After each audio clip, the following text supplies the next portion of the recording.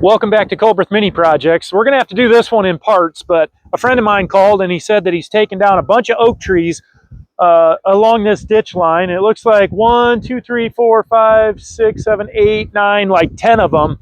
And I've got a couple hours here, but I think what I'm going to do is try to cut everything into 12-foot lengths and then just get them staged so we can haul them out of here another day. He actually let me use his skid steer.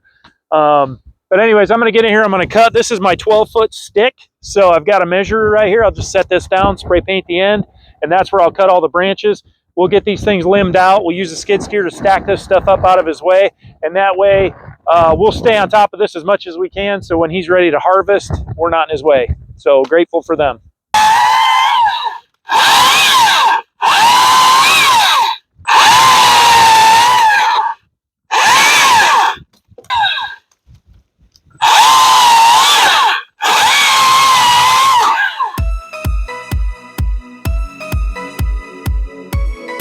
Right there.